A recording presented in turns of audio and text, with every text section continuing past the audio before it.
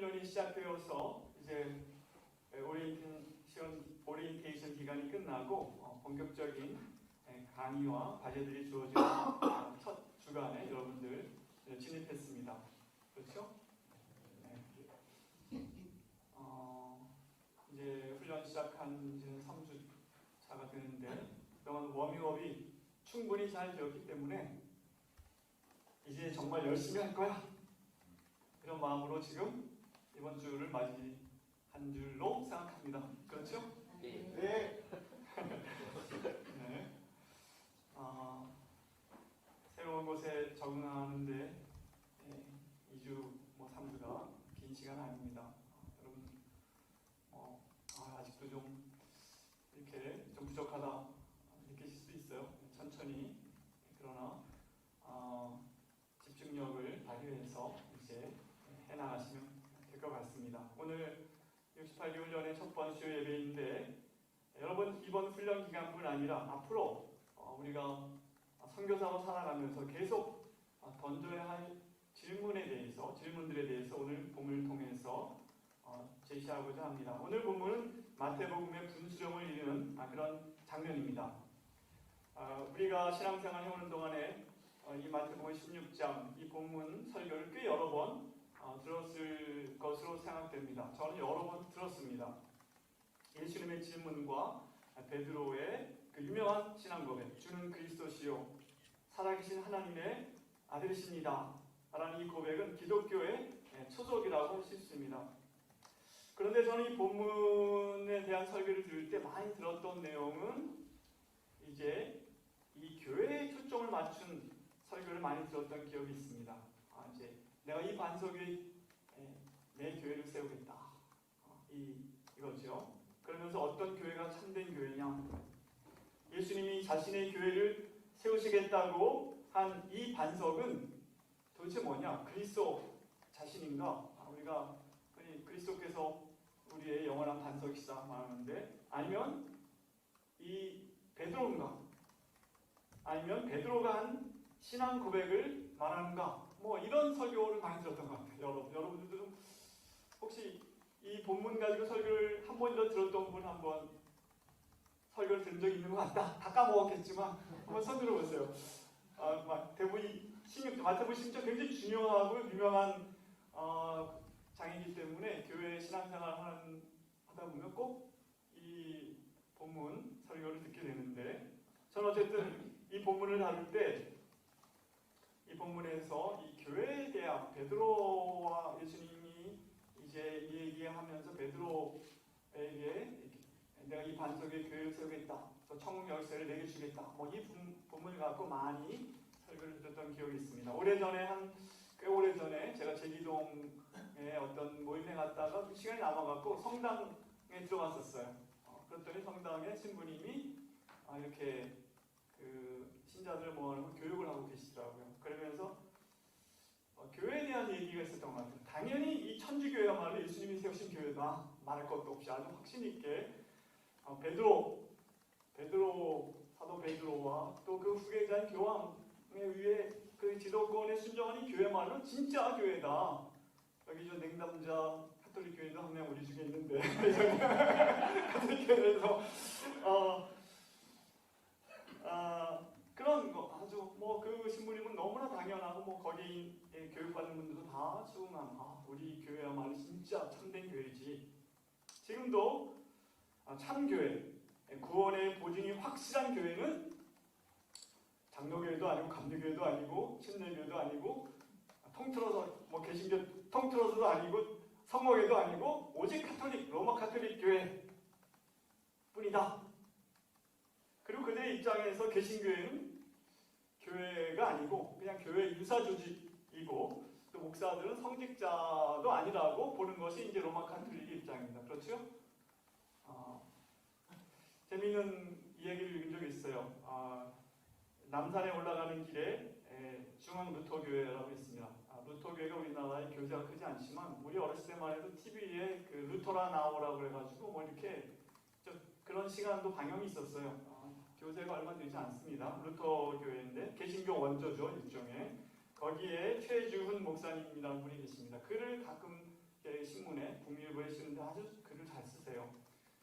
그분이 성직자 복장에 대한 얘기를 한번 쓰셨어요. 재미있게 읽었습니다. 요즘에 가끔 목사님 중에 이렇게 그 성직자 복장 이렇게 칼라 있는 거 입고 다니시는 분 계시잖아요. 네, 이 목사님 그리고 이제 어디 전철인가 어딘가 상황 잘 모르게 어디 가시는데 어떤 분이 반갑게 인사하면서 안녕하세요 신부님 그러고 인사를 반갑게 하더래요. 근데 이제 아마 같이 동행이 있어요. 신부님이 아니고 목사님이라고 그랬더니 그분이 벌컥 화를 내면서 왜 목사가 신부 복장을 하다냐? 그러고 가더라는 거예요. 그러니까 이제 아마 로마 카톨릭 교인인데 한번 신부님은 아주 굉장히 우러러 보는데 이 삶이 이 성직자 아닌 게 신부 복장을 왜 하고 다니냐? 거기에서 쭉 쓴 거예요. 근데 이제 로마 카톨릭 신부들이 하고 있는 이렇게 로만 칼라라고 흔히 알려져 있는 이 복장 자체는 원래 스코틀랜드 장로교 목사들이 하고 다니는 복장이래요. 근데 이게 더 편리하기 때문에 나중에 로마 카톨릭 교회는 그걸 원래 딴 복장인데 그걸 받아들였다는 거예요. 그러면서 내가 루터교 목사가 장로교 목사 복장을 입었는데 천주교 신자한테 혼났다 뭐 그런 얘기를 읽은 적이 있습니다. 에콰도르에 저희가 선교사로 갔었는데 이제 스페인어를 이제 거기에 있는 카톨릭 대학의 코스에서 스페인어를 공부하는데 수녀님 한 분이 한국 수녀님 한 분이 계셨어요. 근데 어느 날 이제 한국 신부님들 여기 두 분 와 계시는데 식사를 한번 같이 하면 좋겠다. 그래서 저와 또 우리 GMP에서 같이 나갔던 이영 목사님과 또 그 신부님 두 분이 어떤 이제 아마 그 신부님들이 가끔 이렇게 그 사용하시는 장소에 점심을 먹게 됐습니다. 여러분 뭐 신부님하고 한국에 있으면 점심 먹을 기회가 별로 없을 텐데 에콰도르 갔더니 반가워서 이제 한국에서 왔다고 그때 스페인어 배울 때 그 수녀님과 함께 이렇게 뭐 한국어로 뭐 캐롤을 한번 불러보라고 그래서 제가 수녀님하고 같이 고요한 밤 거룩한 밤 한국말로 이렇게 노래도 한 적이 있었는데 하여간 그 신부님들 젊은 분들이 와서 꽤 뭐 저랑 비슷하거나 조금 더 나이가 많거나 한 분들인 것 같아요. 그래서 같이 식사 이렇게 했습니다. 얘기저기 하면서 밥 차리기 전에 목사님 멋지게 한번 기도 좀 해주시죠. 그러시더라고요. 이제 캐톨릭 분들 주로 이렇게 딱 그 정형화된 기도문 많이 있지만 자유 기도를 잘 못한다고 알려는 거 신부님이야 잘 하시겠죠. 근데 예우하는 차원에서 기도하라고 기도했고 밥 먹은 다음에 신부님 한 분이 다 담배를 꺼내는 죄인은 담배 핍니다 하면서 담배 피시면서 하여간 좋은 교제 나눴어요. 그러면서 그분이 그러는 거예요. 왜 이 카톨릭 국가에 라틴 아메리카 대부분 오랜 전통이 있는 카톨릭 국가잖아요. 그분들도 이제 그 신부님들이 모자르기 때문에 라틴 아메리카도 이제 좀 그 선교사로 온 거예요. 그래서 거기 지역 성당에서 사목을 하시는 거예요. 자기들이 그랬다는 거예요. 왜 개신교 선교사들이 말이야 95년 정도 했는데 왜 이 카톨릭 국가에 오지? 기분 나쁘게 생각했다. 근데 그 솔직한 얘기 하시더라고요. 그러면서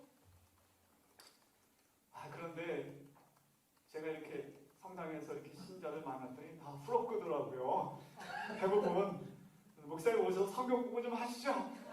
이렇게 농담 비슷하게 얘기를 하더라고요.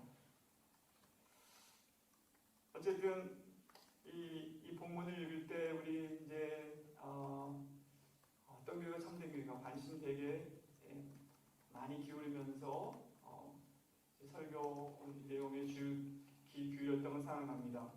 천주교는 이렇게 개신교를 보고 있다. 이단 혹은 열교, 분열한 교 아니면 헤어진 형제들 좀 좋게 많이 바티칸 2차 공의 이후는 그렇게 부르기도 하고 다양하게 보는 입장도 있지만 확실한 것은 경쟁자로 보고 있다는 거. 저희도 그렇죠. 저희도 로마 카톨릭 교회 보면 좀 경쟁 의식이 있습니다. 지금만 그렇냐? 예전부터 그랬어요. 16세기 이후로 어떤 교회가 참된 교회냐? 그래서 이 본문을 볼 때 계속 그것에 관심이 되게 많이 가요. 어떤 교회가 참된 교회냐? 여러분들도 그런 관심 있으시죠? 제가 작년에 지인과 어떤 건물에 식사를 했는데 딱 보다 보니까 거기 이런 잡지가 있더라고요. 카톨릭 학교 법인. 그 건물 자체가 카톨릭 학교 법인이 들어가 있던 건물이었던 것 같아요. 그래서 제가 한번 거기 잡지가 이렇게 갖고 와서 집에 와서 보는데 여기 이런 그 어떤 신부님의 그 글이 실렸어요. 조한규 신부님인데 카톨릭 대학교 신학대학 조식신학 교수인데 죽은 다음에 나는 이런 제목이에요. 개신교와 달리 쭉 전략하고 카톨릭 교회는 한 인간이 죽으면 천국이나 연옥 혹은 지옥에 간다고 가르칩니다. 개신교와 달리 카톨릭 교회 한 인간이 죽으면 천국이나 지옥 혹은 연옥 혹은 지옥에. 천국에 가기 합당한 사람은 천국에 가고 지옥에 가도 마땅한 사람은 지옥에 가는데 문제는 대다수 사람들, 즉 바로 천국 가기도 애매하고 그렇다고 지옥에 갈 만하지 않은 많은 사람들은 일종의 중간 상태인 연옥에 간다는 것이 카톨릭 교회의 전통적인 가르침입니다. 연옥교류는 개신교회는 없습니다. 개신교회에 연옥교류가 없는 이유는 여러 가지지만 그중 가장 중요한 신학적 근거는 바로 인간의 죽음과 관련됩니다. 창세기 2장에 따르면 인간은 하나님께서 흙으로 빚으신 후 당신의 숨결을 불어넣으셔서 창조된 존재라고 합니다. 대다수 개신교 신학자들에게 따르면 전부라고는 하지 않았지만 이분이 대다수라고 이렇게 표현했어요. 근데 저는 거기에 안 포함되더라고요.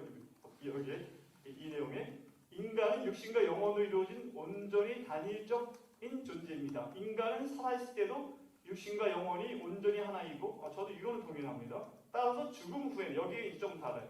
죽음 후에는 육신과 마찬가지 영혼도 역시 모두 소멸한다고 주장합니다. 개신교 주류에서 이렇게 신학자들이 말한다고 하는데 저는 주류는 아닌 모양이에요. 육신과 마찬가지 영혼 역시 모두 소멸한다고 주장합니다. 개신교의 주장에 따르면 인간은 죽은 후에 육체는 죽고 영혼은 남는 것이 아니라 죽음 직후에 인간은 천국에 가거나 아니면 지옥으로 떨어진다고 합니다. 죽음 이후에도 인간 영혼은 연옥에 남아있거나 혹은 영혼은 불멸하여 지속한다는 카톨릭 교회의 주장을 대격합니다. 개신교 신학에 따르면 연옥이란 성경에 없는 개념이기에 본래 있을 수 없고 이는 카톨릭 교회가 지어낸 얘기라고 합니다. 하면서 쭉 있습니다. 어쨌든 제가 이제 읽으면서 이분들도 개신교에서 자신들을 어떻게 말하고 있다는 것에 대해서 또 얘기하는데 어쨌든 내가 읽기에는 정확한 내용은 아닌 것 같다고 느끼면서 읽었어요. 연옥에 대해서. 저도 카톨릭 신자들을 또 만나는 경우도 많이 있었고 라틴 아메리카에 연옥의 교리도 많이 우리 공유했거든요. 연옥. 근데 우리가 연옥이란 말은 안 써도 우리 보면 그 중간 상태에 대한 그런 교리도 우리가 가지고 있습니다. 어쨌든 이런 경쟁 관계에 있다는 거 지금만 그런 게 아니에요. 제가 최근에 이 빌렘 신부라는 책을 읽고 있는데 안중근 의사의 가정을 이제 세례를 주고 그 가정이 이제 천주교 신자들이 지대한 영향을 미쳤고 그 다음에 안중근 의사가 이제 순국할 때 이제 주교는 하지 말라고 그러는데 가서 고해성사도 받고 마지막 성만찬을 한 그런 분입니다. 한국 이름은 홍석구 신부인데 홍석구 빌렘 신부라 원래 파리 외방정교회 프랑스 파리 외방정교회 소속으로 한국에 1888년에 와서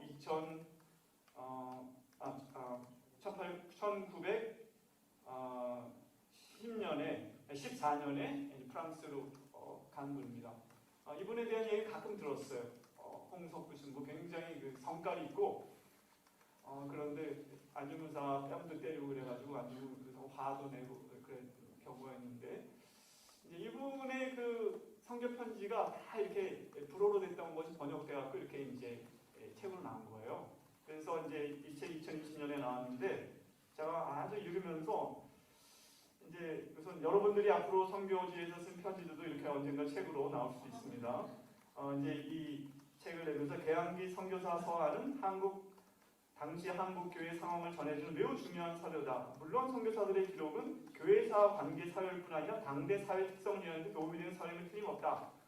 그렇기 때문에 이건 이제 내는데 여기 재밌는 내용들이 많이 나와서 오늘 제가 다시 한번 봤는데 특별히 개신교에 대한 얘기가 엄청 많이 나와요. 이 편지에. 이런 표현이 있습니다.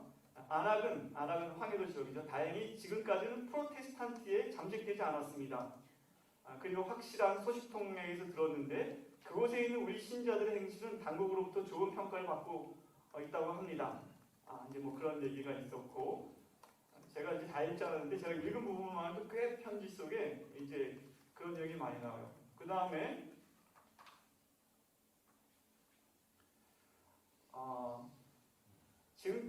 제가 지금까지 당국과 가진 관계는 여기까지입니다. 하지만 그들이 결국 사람들로부터 배척당한 시끄러운 프로테스탄트들보다는 우리를 호의적으로 보고 있다는 것을 저는 알고 있습니다. 프로테스탄트들은 고약한 일들로 또 우리를 고생시키고 있습니다.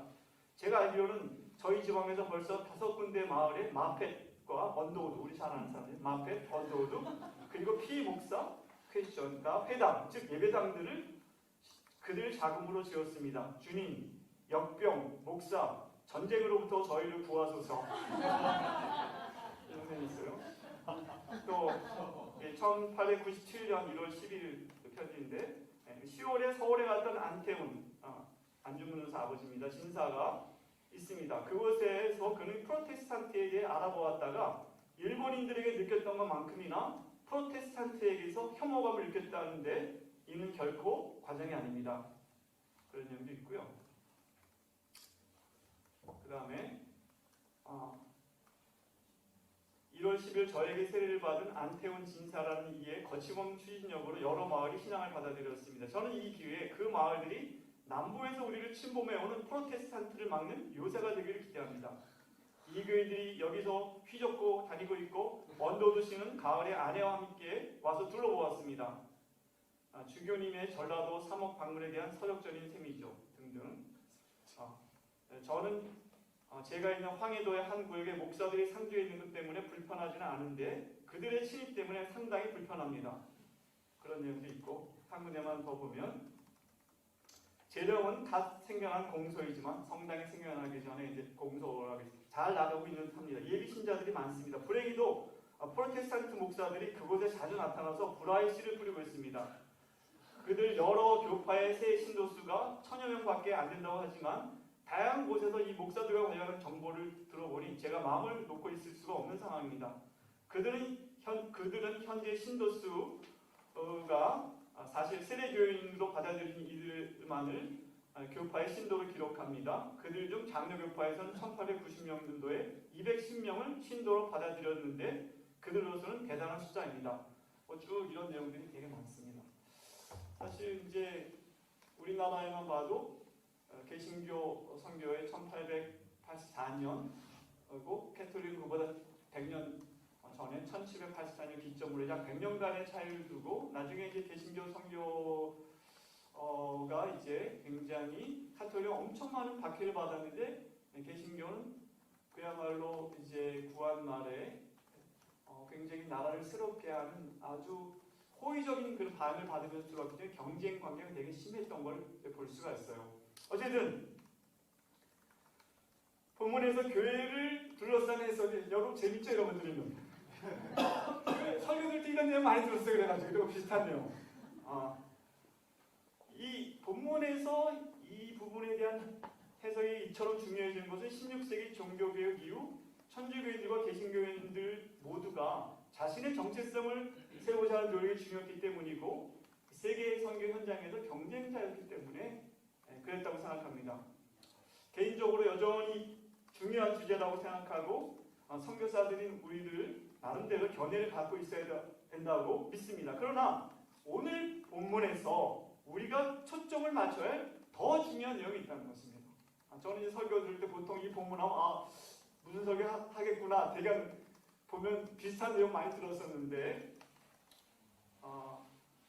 더 중요한 내용이 있습니다. 그러나 더 중요한 내용으로 옮겨가기 전에 지금 제가 여기까지 다뤘던 이 주제에 여전히 중요한 주제 17절부터 19절에 대한 내용을 다음에 정리하고 넘어가는 게 좋겠습니다. 우선 18절에 또 내가 내게 이르노니 너는 베드로라 내가 이 반석 위에 내 교회를 세우리니 음부의 권세가 이기지 못하리라.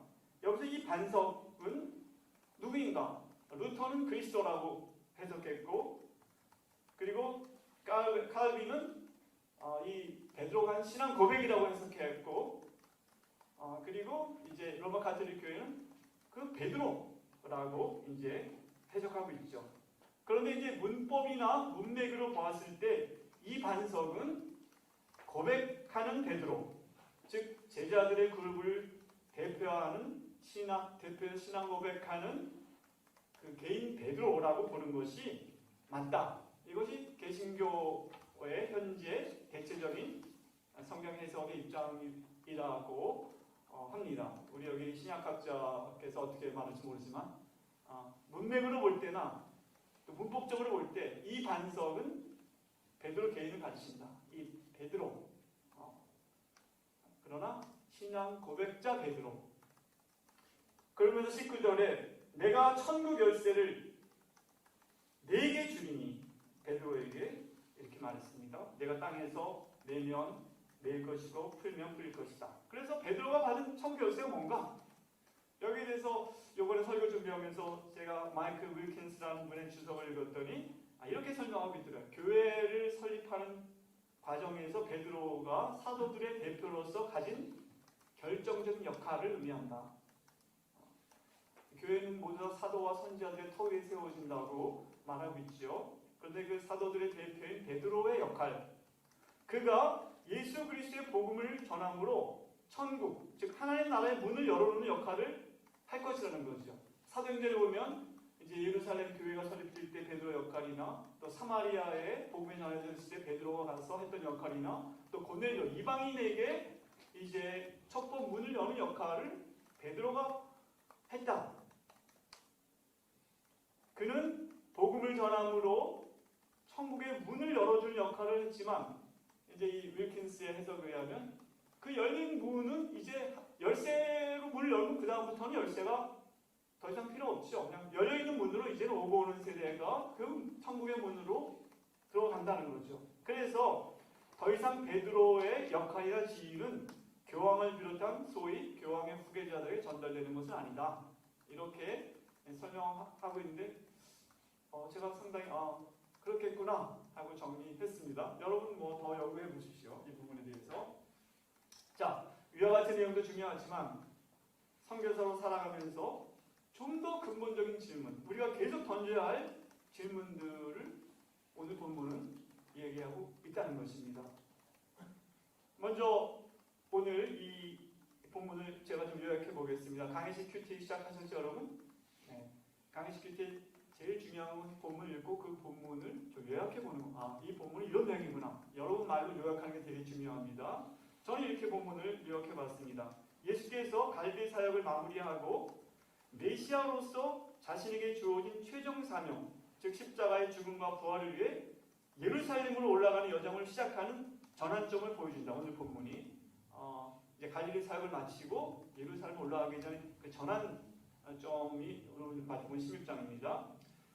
예수님은 제자들에게 자신의 메시아로서의 정체성을 밝히 드러내시고, 우리가 이게 그리스도라고 했지만 원래 이제 예수님의 제자들은 아람어를 썼기 때문에 메시아라고 다 말했을 건데 그걸 기름 부음 받은 자, 그걸 이제 헬라어로 옮겨 적을 때 그리스도라고 했기 때문에 이제 메시아의 정체성을 밝히 드러내시고 장차 예루살렘에서 메시아로서의 사명을 어떻게 완수하실지를 설명하는 내용입니다.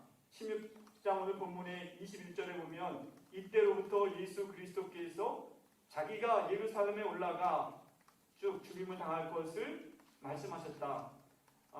영어 성경에 이렇게 되죠. From that time on, Jesus began to explain. 그 시간으로부터 예수님께 설명하셨다. 이 똑같은 표현이 한 번 더 마태복음에 나오는데 4장 17절에 보면 이런 구절이 나옵니다. 4장 17절에 뭐라고 했냐면 이때로부터 예수께서 비로소 전파하여 이르시되 회개하라 천국이 가까웠느니라. From that time on, Jesus began to preach. 이렇게 나와요. 그러니까 이때로부터 예수님께서 이제 천국 복음을 전파하는 사역을 시작한 것이 이제 갈릴리 사역을 시작한 내용입니다. 4장 12절 예수께서 요한의 잡힘을 들으시고 갈릴리로 물러가셨다. 그래서 쭉 갈릴리 사역에 대한 얘기가 쭉 전개되고 다시 16장에서 이제 예루살렘으로 올라가시면서 이 전환점에서 이 말씀을 하시는 거죠. 그래서 이때로부터라는 말이 나오는데 이제 자기 정체성을 드러내시고 어떻게 사명을 메시아로서 완수하실지를 이제 설명하셨습니다. 그리고 이제 오늘 본문 우리가 23절까지 읽었는데 마지막까지 원래 다 읽어야 돼요. 거기에 보면 또한 제자들이 가진 메시아와 하나님 나라에 대한 잘못된 생각을 교정해 주시면서 자신을 따르는 제자의 길, 즉 하나님 백성으로서 제자들이 지불해야 될 대가 그리고 보상에 대해서 말씀하시는 내용이 오늘 본문이다. 이렇게 제가 요약해 봤습니다. 여러분 강의식 큐티 이제 시작했는데 열심히 또 앞으로 지속적으로 해야 됩니다. 네. 오늘 본문을 통해 예수님의 제자들에게 그리고 마태복음은 1세기 청중들, 특별히 유대인들에게 예수님께서 어떤 분이신지 분명히 알고 따르라 하고 도전하고 있는 것입니다. 예수께서 어떤 분인지 분명히 알고 따르라. 이게 본문의 명제라고 말할 수 있겠죠. 본문이 원래 이런 것을 위해서 이렇게 기록된 거고. 오늘 본문은 이제 21세기 이 시점에 제임스 훈련을 받고 있는 우리들에게는 다음과 같은 메시지를 주고 계십니다. 선교사로서 여러분들은 우리들은 예수님이 어떤 분인지 분명히 알고 따르기 힘써합니다. 그것을 위해서 예수님이 어떤 분인지 분명히 알고 따르기 위해서 다음과 같은 질문을 계속 던지면서 답변하면서 우리는 살아야 한다는 것입니다. 어떤 질문들입니까? 전화문구라고 배웠을 거예요. 오하십니다. 어떤 질문들? 첫째, 이런 질문을 던져야 됩니다. 계속 한 번 나는 예수님을 누구라고 생각하는가? 예수님께서 제자들에게 너희는 나를 누구 생각하느냐? 사람들이 나를 누구라 하느냐? 그리고 이어 제자들에게 너희는 나를 누구라 하느냐? 너무나 쉬운 질문입니까? 예전에 교회론을 갖고 이렇게 얘기했던 것은 유럽에서 이미 다 크리스찬으로 생각했어요. 뭐 예수님은 너무 메시아하고 그냥 하나님의 아들이고 너무 당연해. 그거 빼놓고 이제 그 이미 질문도 아니야. 그렇기 때문에 참된 교회가 진짜 이 주도권을 누가 잡아야 되냐 이거 갖고 이제 얘기를 설명을 많이 하는 거예요. 그러나 또 21세기 상황, 또 우리의 상황, 또 선교사로서 우리의 상황은 매우 다릅니다. 그리고 또 이 질문 여전히 중요합니다. 우리에게나 이 세상 사람들에게나 이 질문 너무 중요합니다.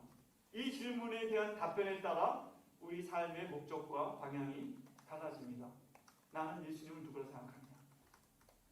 그리스도인, 제자, 사역자로서 나는 예수를 누구라 생각하느냐? 이 질문이 중요할 뿐 아니라 한 인간으로 혹 인류 공동체적으로도 예수를 누구라 생각하느냐의 답변은 우리 삶을 이해하고 우리가 살아가야 하는 삶의 방향을 다르게 만드는 그런 질문이고 답변일 것입니다. 예수를 누구라 생각하느냐?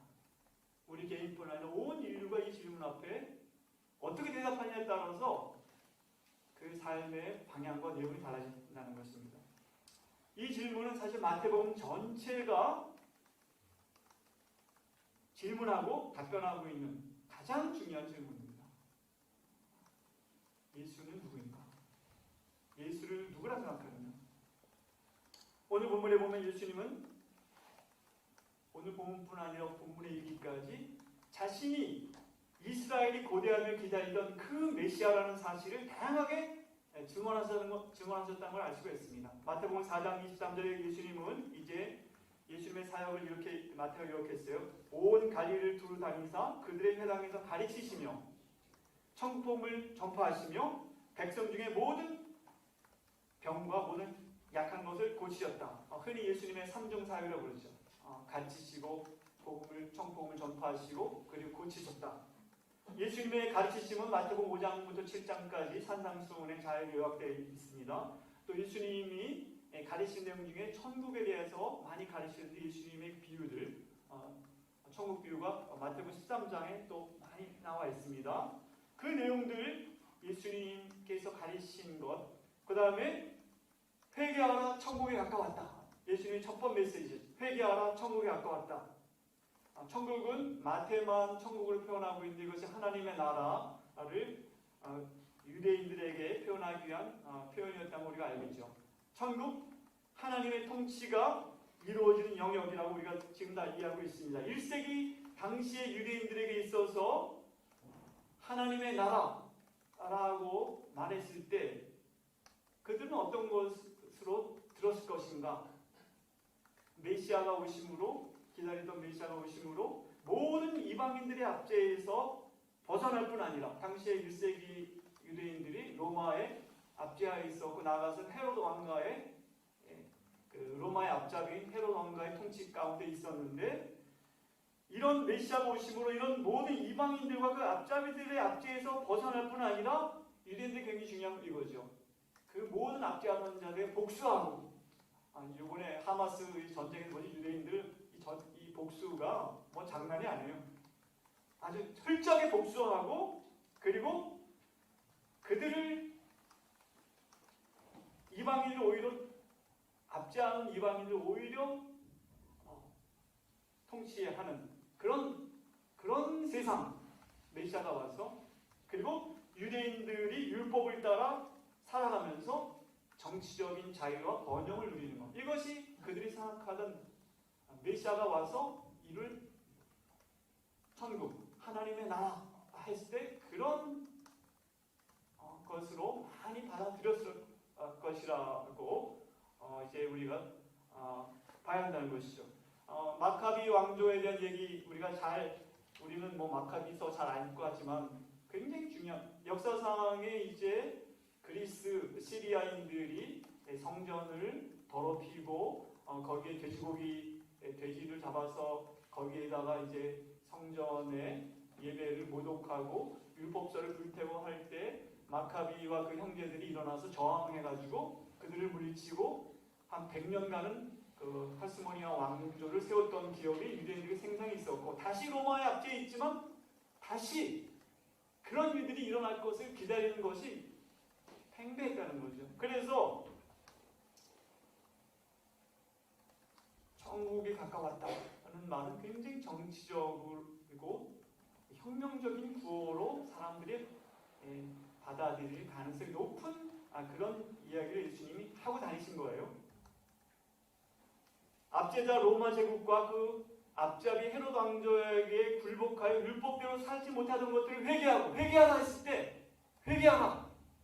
그런 것을 회개하고 메시아 왕국이 수립하는데 참여하라. 이런 것으로 사람들이 많이 받아들일 가능성이 많았기 때문에 굉장히 휘발성이 강력한 메시지를 예수님이 하셨기 때문에 주목을 받고 예수님이 굉장히 조심스럽게 수수께끼 같이 암호와 같이 들을 귀가 있는 자는 들을지어다. 이런 식으로 자신이 메시아이심을 어떻게 보면 감추듯 드러내듯 하면서 사역하셨던 걸 우리는 읽게 됩니다. 그리고 세 번째는 모든 병과 모든 약한 것을 고치셨다. 세례 요한이 이제 헤롯의 안디바에게 옥에 갇힌 다음에 예수님께 제자들을 보내서 묻죠. 오실 그이가 당신입니까? 메시아가 당신 맞습니까? 아니면 우리가 다른 일을 기다려야 되겠습니까? 이것이 이제 당시 유대인이 생각했던 메시아와는 예수님이 어떤 정치적인 군사적인 어떤 그런 활동 내지는 그런 조짐이 없는 것처럼 느껴지는 새로운 이 상황을 조성하는 것이 보이지 않는다고 느껴진 세례 요한의 질문이었다고 우리가 생각하면 되겠습니다. 그랬을 때 예수님께서 이제 여러 가지 말씀하시죠. 예수님의 치유 사역을 통해서 문둥병자가 나병자 깨끗하게 되고 눈먼자가 보게 되고 이사야서 말씀을 인용하시면서 그러면서 그 세례 요한에 대해서 얘기하십니다. 실족하지 않는 자가 복이 있다. 이 치유 사역도 단지 예수님이 국률이 여기서 사람들을 고치신 게 아니라 바로 이사야서에 있는 그 대답을 하신 것은 이사야의 말씀의 그 맥락이 이렇다는 것이죠. 이사야서 다 같이 한번 찾아보시겠습니다. 이사야서 35장 4절 6절. 이사야서 35장 4절 6절.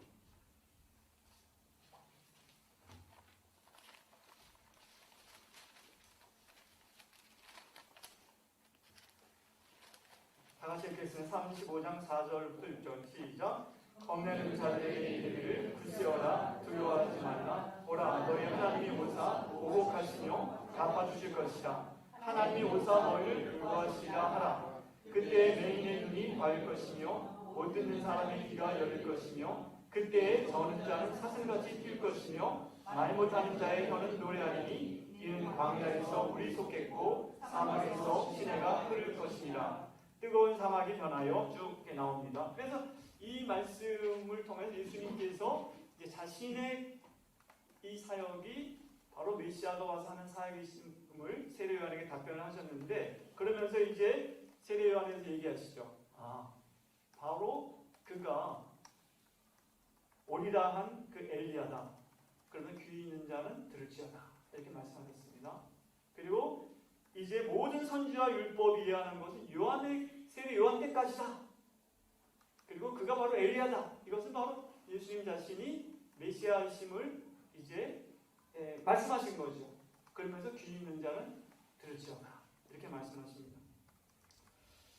이렇게 이제 그 마태복음에 쭉 보면 예수님의 가르침, 메시지, 치유 사역 외에도 예수님의 행동에는 예수님 자신이 메시아이심을 나타내는 수많은 상징들이 있다는 것. 저도 요즘에 책을 쭉 읽으면서 이런 것도 옛날에 못 봤는데 그런 거구나. 우리가 사라진 12제자를 선택한 것, 새로운 이스라엘을, 새로운 백성을, 하나님의 백성을 만드는 굉장히 상징적인 그런 행동이라는 것 뿐만 아니라 예수님이 어디를 가든지 꼭 3명, 베드로와 요한과 야고보를 데리고, 좀 뒤에 이 본문 뒤에도 변화산에 올라갈 때에도 3명을 데리고 올라가는데, 이것도 어떤 학자들에 의해서 굉장히 상징적인 그런 행동이라는 거예요. 왜냐하면 다윗 왕이 항상 3명의 용사들을 자기의 호위자로 삼아서 어디를 이동하는 것처럼 다윗의 후손으로 오신 메시아이신 예수님이, 그래서 저는 그냥 베드로, 요한, 야고보가 예수님 보시기에 좀 똑똑해 보이고 그래서 그냥 데리고 다니셨겠건 이 정도 생각이 아니라 굉장히 이것 자체도 상징적인 예수님 메시아이심을 왕이신 것을 보여주는 상징적인 행동이라고 해석하는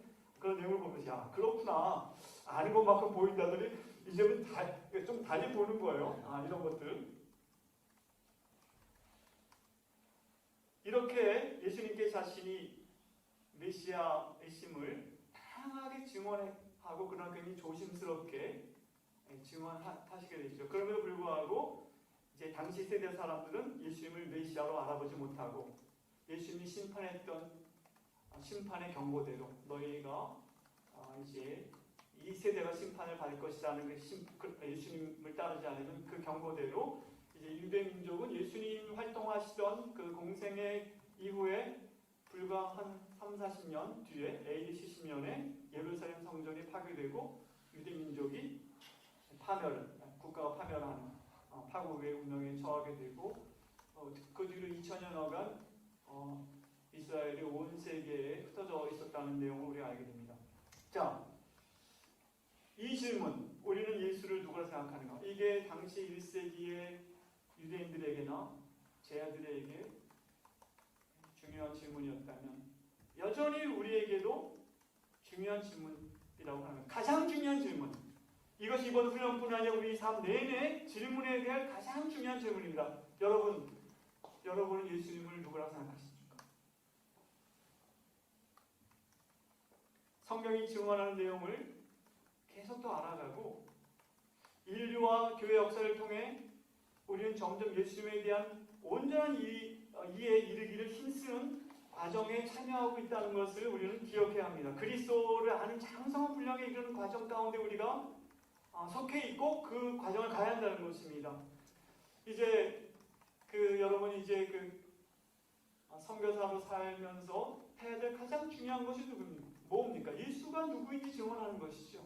그 예수를 우리가 알아가는 것이 가장 중요한 질문입니다. 근데 단순히 내가 예수님을 안다 그렇게 생각할 것이 아니라 더 알아가야 되는데, 우선 하나님 말씀을 우리가 잘, 성경의 증언을 우리가 연구하는 게 중요한데, 여기 나는 목사도 아니고 나는 신학교에서 신학을 공부한 적도 없기 때문에 대충 그냥 알면 되지 이렇게 말할 것이 아니라는 겁니다. 예수가 누구인가? 여러분 그래서 좀 주석을 읽으세요. 우리가 맨눈을 읽으면 이해하는 게 거기에 끝나. 그냥 학자들이 연구하고 담아놓은 것들을 읽으면 강의 PPT 할 때 연구 분야에 그 부분을 여러분 추가하시면 됩니다. 제가 2017년에 종교개혁 500주년을 맞아서 제가 프로젝트를 하나 세웠어요. 내가 종교개혁 500주년에 로마서를 내가 한번 강의식 큐티를 해버리라 하면서 로마서를 하면서 그냥 연구 부분에 내가 그냥 로마서 읽고 이해한 것만 적어놓은 것이 아니라 이제 주석을 읽으면서 연구 부분을 좀 보충하면서 하기 시작했어요. 근데 너무 재밌는 거예요. 로마서. 제가 그냥 이해하는 대로 읽고 그냥 큐티해도 좋지만 연구 부분에 그 본문에 대한 로마서를 읽고 거기에 정리해서 그 다음에 이제 명제를 만들고 그 메시지를 만들고. 2017년이 끝난 다음에 이거 그냥 올해를 끝날 게 아니라 내가 한번 30년 프로젝트를 한번 해보자. 그래서 2017년에 로마서 다음에 창세기를 제가 주석을 다 읽으면서 큐티를 했어요. 그 다음에 출애굽기. 그 다음에 이사야서가 두껍습니다. 66장. 한 번 읽기 어려워요. 제가 3년째 이사야서 주석을 지금 읽고 있는데 큐티하면서 영부분 이사야서 주석을 읽고 쓰는데 엄청 은혜를 받고 있습니다. 이사야서가 이런 내용이었구나. 그리고 신약성경에 가장 많이 이용되고 바울의 신학이나 예수님의 그 사역에 이사야서에 푹 잠겨있다는 걸 알게 되면서 이사야서 지금 한 51장까지 했어요. 이제 올해 8월까지 하면 3년 정도 끝나는데 제가 이사야서 끝나는 게 아니라 이제 이사야서 그냥 요한계시록 이제 대강 정해놓겠어요. 30년 동안 제가 주석 한 지를 다 읽는 겁니다. 예전에 우리 이태영 목사님은 주석을 며칠을 읽으셨다고 그랬는데 제가 그 감에 엄두를 못 내다가 2017년 제가 59세에 시작한 거예요. 한 30년 하면 90세까지 하면 제가 창세기부터 요한계시록까지 이제 저는 이제 주석을 하나 택해서 있는데 한 사람이 쓴 게 아니라 각 권마다 아주 훌륭한 복리 학자들이 쓴 겁니다. 여러분들도 따라해도 돼요. 해보세요. 예수님을 알기 위해서 창세기부터 요한계시록까지 그 이 속에 예수님이 어떤 분인지 더 알려면 다 알아야 돼요. 오늘 본문에서 베드로를 비롯한 제자들의 예수에 대한 이해는 다른 것이었지만 계속 성숙해 나가야 할 이해의 수준이었습니다. 예를 들어 예수님이 베드로는 살아계신 하나님의 아들로 고백했지만 그가 그 이후에 십자가와 부활 그리고 성령의 강림으로 이제 계시된 하나님의 성자로서의 그 예수님을 온전히 이해한 내용은 아니었을 거예요. 메시아구나. 예수님 메시아다. 다윗의 자손 메시아. 이 정도였는데 그러나 우리가 이제 요한복음 그 뒤로 쭉 나온 교회 역사 속에서 삼위일체의 그 신학의 과정을 보면 우리는 지금 예수님을 성자, 성부, 성자, 성령 삼위 하나님의 그 성자로 보는 그 수준까지 우리 있어야 돼. 그것이 바로 우리 선교의 기초가 된다는 거 다음 주에 선교학 개론에서도 우리가 배우겠습니다. 오늘날 선교의 기초와 모델은 바로 삼위일체 하나님. 지금 오늘 이미 김효창 목사님, 김효창 교수님 강의 시간에 그런 얘기 여러분 듣고 계시라는데 그렇습니다. 예수가 누구인가? 이건 우리가 그냥 내가 아는 것을 끝일 수준이 아니고 깊이 그리고 어쩌면 영원토록 알아가야 할 그런 내용이고 계속 질문을 던지면 답변할 내용이라는 것이죠. 어떤 유명한 무신론자가 말했습니다. 어디서 봤는데 제가 그 책을 찾지 못해서 아마 버트런드 러셀이 했던 얘기인 것 같아요. 만일 예수가 성경에 말하는 대로 그런 존재라면 인간은 결코 무가치하거나 무의미한 존재가 아닐 것이다. 근데 그는 성경의 하나의 말씀을 보지 않으니까 그 상태 성경이 말하는 바대로 예수가 정말 그런 분이라면 인간은 결코 무가치한 존재가 아닐 것이다. 요한일서 4장 9절로 10절 이런 말씀 있죠. 하나님의 사랑이 우리에게 이렇게 나타나고 되었으니 하나님이 자기의 독생자를 세상에 보내심은 그로 말미암아 우리를 살리라 하십니다. 사랑은 여기 있으니 우리가 하나님을 사랑한 것이 아니요 하나님이 우리를 사랑하사 우리 죄를 속하게 할 화목제물로 그 아들을 보내셨습니다. 예수가 하나님의 아들이시고 하나님이 그를 보내신 것이 사실이라면 하나님이 우리를 위하여 그 아들을 내어주신 것이 사실이라면 우리는 결코 그렇게 무가치한 존재가 아니라는 거죠. 바울이 말했지요. 자기 아들을 아끼지 아니하시고 우리 모든 사람을 위하여 내어주신 이가 어찌 모든 것을 우리에게 은사로 주지 아니하시겠느냐. 자기 아들을 아끼지 아니하시고 우리 모든 사람을 위하여 내어주신 이가 자기가 창조한 세상을 포기하지 아니하시고 새롭게 하기 위해서 오신 그리스도 예수님이 누구신가? 그가 어떤 메시아신가? 어떤 사명을 가지셨는가? 그리고 우리에게 어떤 요구를 하신가? 이것을 우리가 알아가는 것이 선교사로서 우리에게 가장 중요한 질문입니다. 원래 세 가지 질문이 있는데 가장 중요한 질문이 이거예요. 나머지 두 가지는 제가 질문만 얘기하고 나머지는 여러분이 계속 채워가시기 바랍니다. 훈련 기간 중에. 두 번째, 오늘 본문에서 우리가 찾을 수 있는 질문, 나는 선교를 뭐라고 생각하는가? 21절로 23절, 16장 21절 23절 한번 보겠습니다. 베드로가 이제 예수님께서 자신이 고난받고 죽임을 당할 것을 말씀하시니까 22절, 우리가 잘 아는 22절 베드로의 태도를 보십시오. 다 같이 한번 읽겠습니다. 시작. 베드로가 예수를 붙들고 항변하 이르되 주여 그리마옵소서, 일이 결코 주께 미치지 아니하리라. 여러분 많이 들으셨겠지만 베드로가 예수님을 Peter took him aside, 예수님을 딱 붙잡고 옆으로 가서 and began to rebuke him, 예수님을 꾸짖었다는 거예요. 그러면서 결코 주께 미치지 아니하리라. 영어 성경은 never 이렇게 말했어요. Lord. 도대체 뭔 소리를 하는 겁니까? 절대로 안 됩니다. 절대로 있을 수 없는 일입니다 하면서 예수님을 이제 막 야단치는 그런 베드로의 모습을 생각하면 정말 재밌어요. 예수님 끌고 옆으로 가가지고 도대체 무슨 소리 하는 거야? 막 얘기하는 거예요.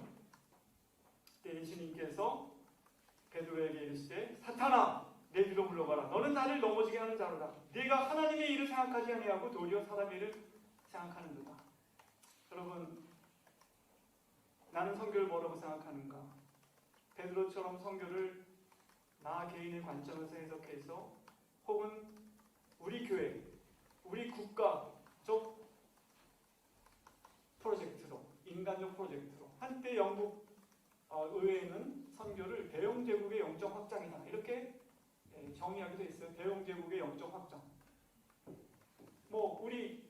우리 침례교회를 몇 개 세우는 거, 우리 모임, 우리를 파송한 단체, 목적을 이루는 거, 이런 식으로 우리가 선교를 이해하는 경향은 베드로의 태도에 나타날 뿐 아니라 사람이라고 생각하는 건 여전히 오늘날 우리 속에 존재합니다. 이번 훈련을 통해서 계속 우리가 질문을 던져야 될 것은 선교가 과연 뭔가? 선교가 선교사나 교회의 사업이 아니라 하나님의 선교로 한다면 그것은 뭘 의미하는가? 성경이 보여주는 창조부터 새 창조에 이른 놀라운 하나님의 계획과 그것을 이루어가시는 선교의 사는 어떤 위치와 역할을 차지하고 있는가? 이것이 우리가 계속 이번 훈련 기간에 질문해야 할 바고 또 계속 답변해 가는 과정을 가야 한다는 것입니다. 세 번째, 오늘 24절부터 28절의 내용입니다. 나는 선교사로서 어떤 대가와 보상을 기대하고 있는가? 나는 선교사로 어떤 대가를 지불할 것을 기대하고 있고 어떤 보상을 기대하고 있는가? 이게 오늘 24절부터 28절에 이에 예수께서 제자들에게 이르시되 누구든지 나를 따라오려거든 자기를 부인하고 자기 십자가를 지고 나를 따를 것입니다. 누구든지 내 목숨을 구원하고자 하면 잃을 것이요 누구든지 나를 위하여 제 목숨을 잃으면 찾으리라. 사람이 만일 온 천하를 얻고도 제 목숨을 잃으면 무엇이 일까리요? 사람이 몫을 주고 제 목숨과 바꾸겠느냐? 인자가 아버지의 영광으로 천사들과 함께 오리니 그때 각 사람이 행한 대로 받으리라. 진실로 내게 이르노니 여기 서 있는 사람 중에 죽기 전에 인자 그 왕권을 가지고 오는 것을 볼 자들도 있느니라. 예수님께서 제자의 길에 대해서 얘기하셨습니다. 베드로를 비롯한 제자들이 전혀 기대하지 않았던 대가를 오늘 예수님 말씀하셨죠.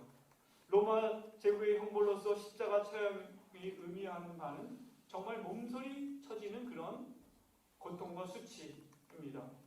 처형장까지 질 수가 보통은 이 크로스빔이라고 해서 그 가로, 십자가에 그 세로 가로가 있으면 가로 그거를 지고 자기가 직접 지고 처형장까지 가서 거기서 모은 옷을 벌거벗긴 가운데 거기에 못을 박고 그 다음에 세로로 된 곳에 발을 모아서 박은 다음에 세우는 거죠. 그리고 죽을 때까지 거기 매달아 놓는 것입니다.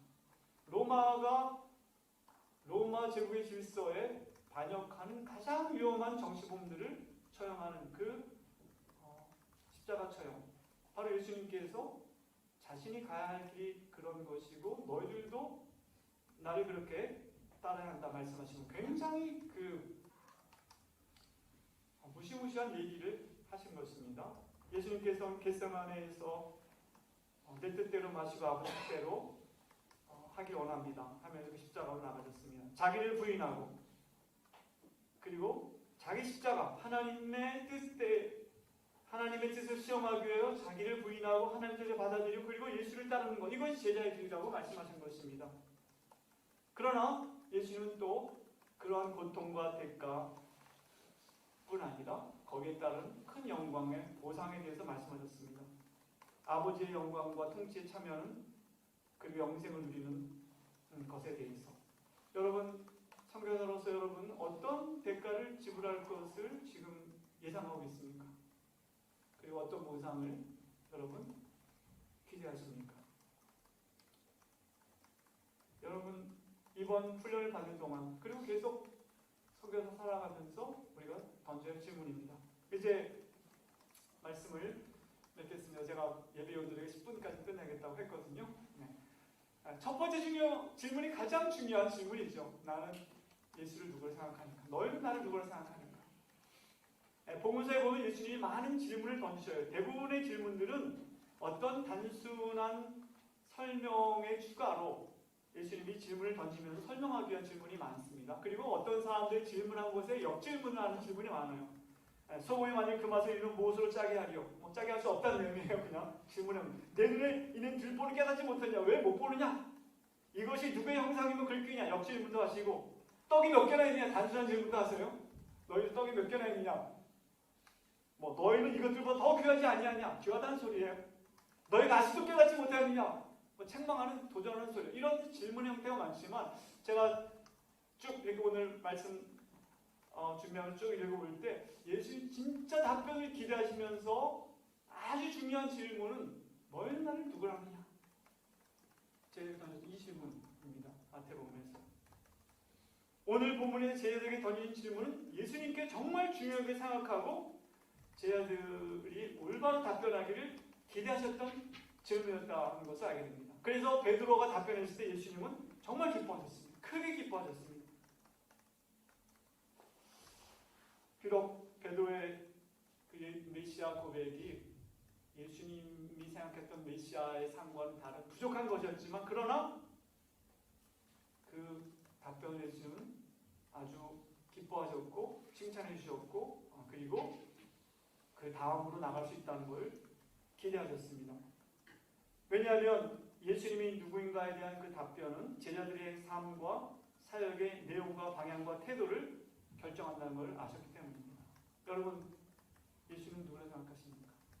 여기에 대한 답변이 여러분의 삶의 내용과 방향과 태도를 결정하게 될 것입니다.